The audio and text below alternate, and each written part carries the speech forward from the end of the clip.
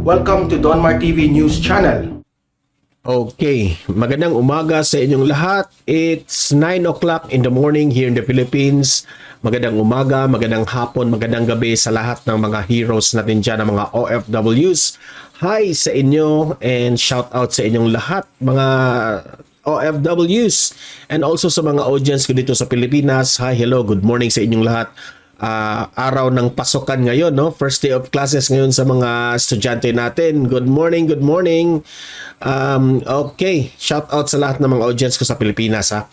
And guys, ito nga yung balita natin. Ang balita natin ay tungkol dito kay First Lady Araneta Marcos. May nangyari sa kanyang birthday na very intense ang mga pangyayari. May nahihiya na naman sa pangyayari ni First Lady Marcos, no? May nahihiya. Ibubuking ko kung sino ang nahihiya ditong ginawa ng ating First Lady, okay? Pero bago natin itatalakay itong topic na ito, importante na i-like at i-share, okay? I-like at i-share itong video na ito sa ating Facebook at YouTube para kakalat ito sa taong bayan, marami ang makarinig. Okay? Sabay-sabay tayong mag-like and share sa ating Facebook at YouTube. 1, 2, 3, go! Okay? Naka-like and share na lahat. And also, i-follow niyo itong Donmar TV sa Facebook at YouTube. Okay? Sabay-sabay tayong mag-follow at subscribe sa ating YouTube at Facebook. 1, 2, 3, go! Okay, importante ang follow at subscribe guys para manatili tayo sa Facebook at YouTube at lagi ko kayong ma-update tungkol sa balita ng Administrasyong Marcos. Okay? Madali ang vlog lang ito guys. Ito vlog natin tungkol kay First Lady Araneta Marcos, Liza Araneta Marcos. Okay? Kahapon, birthday niya kahapon, no? Sa ating vlog nga kahapon, yung live natin, ipinakita pa nga natin yung itong si Presidente Bongbong Marcos, kinantahan niya itong ating First Lady, no? Magaling palang kumanta itong ating Pangulo ng Pilipinas. Bravo! Clap, clap, clap to our President, no? Magaling kumanta. Ngunit, guys, nagtuturo kasi ito sa paaralan ng Iloilo itong si First Lady Liza, no? Nagtuturo ito sa West Visayas State University, no? Kinantahan siya ng mga students, no? Syempre, law student, law teacher kasi ito sa West Visayas State University, itong First Lady natin. Kinantahan siya sa kanyang mga estudyante. Pagkatapos ng kinantahan, hindi ko alam kung binigyan siya ng mga gift ng kanyang mga estudyante, ngunit subalit siya ang nagbigay ng gift sa kanyang mga estudyante. namigay ang swerte ng mga estudyante guys. Namigay ng iPad at textbook. Imagine that one. Sa kanyang 36 na students sa kanyang classroom, namigay ng iPad ang textbook. Ganyan kabait ang ating First Lady na si First Lady Liza Araneta Marcos. Namigay ng iPad. Ang swerte ng mga law student ni First Lady natin, no? That's ang paralan ay again West Visayas State University. Nagtuturo siya dyan. Kung matatandaan natin, no, itong si First Lady natin, binatikos ito. Binatikos ng West Visayas State University Student Council. Binatikos ito. Binatikos ito. Alam nyo ba kung ano ang rason bakit binatikos si First Lady natin dyan sa mga estudyante dyan sa West Visayas State University? Kasi binatikos ito kasi tinanggap ang kanyang application to teach law sa paralan na yan Tinanggap ng president ng West Visayas State University.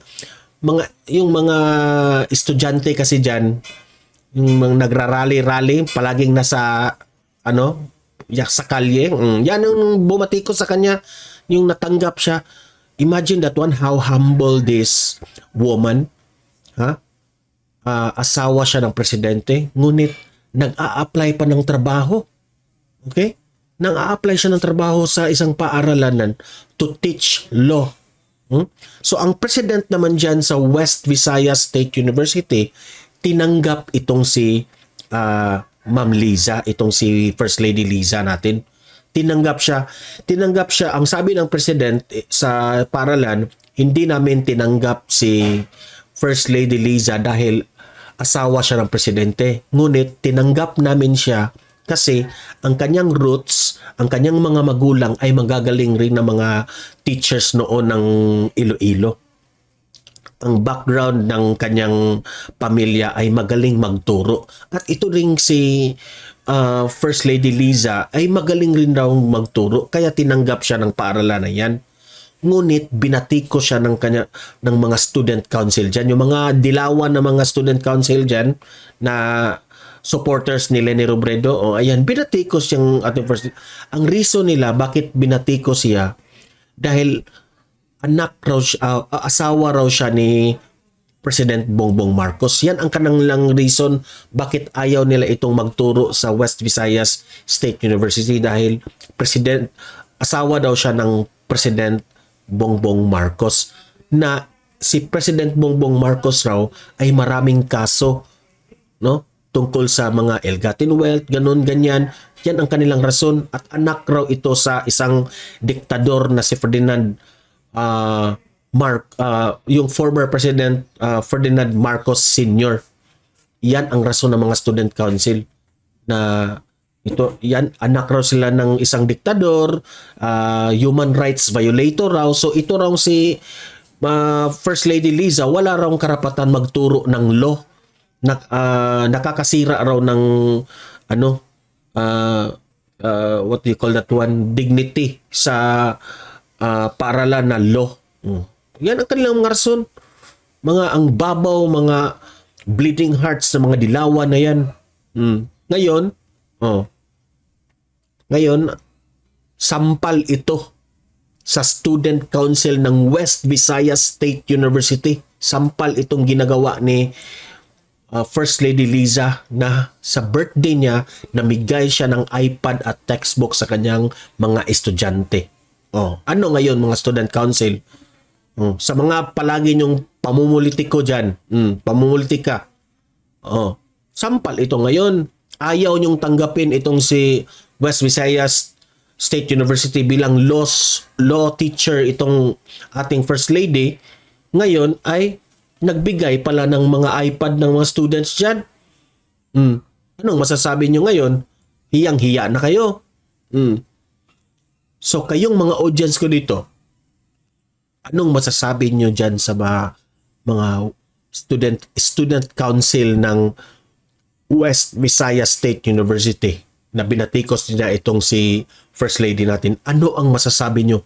Anong ma-describe yung ugali ng mga estudyante dyan?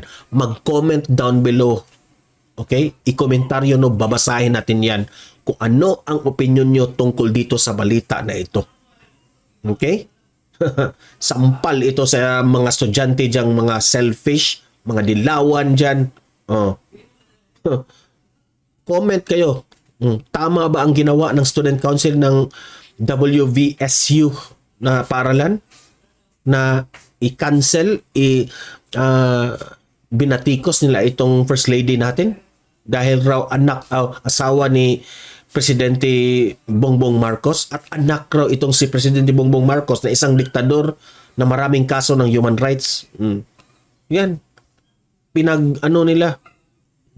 Pinag-recall nila yung past ng wala namang kinalaman dyan si and besides, ang mga Marcoses ay mga mababait yan. Hindi kagaya ng inyong mga inudulong Santa Mama na puro kaplastikan. So kayong mga audience ko dito, libre kayong mag-comment, mag-react tungkol sa issue tungkol dito. Babasahin natin yan. Okay? So, guys, patuloy nating ipaglaban itong ating First Lady. Hindi tayo papayag na ganun-ganun na lang na babatikusin nila. Okay? Importante na itong video na ito sa YouTube at sa Facebook, i-like at i-share ito para kakalat ito sa taong bayan, maraming makaalam sa ginawa ng ating First Lady. Okay? At don't forget, itong Donmar TV sa Facebook at sa YouTube, subscribe and follow para lagi kayong updated sa galawang pampolitiko tungkol sa ating administrasyong Marcos. Okay? At lagi tayong follow and subscribe sa ating channel para lagi tayong manatili sa Facebook at YouTube. Okay? So ipatuloy nating ipaglaban itong ating mga leaders, great leaders sa Pilipinas at mahalin natin ang Pilipinas. Okay? Have a great day. See you in my next video. God bless everyone.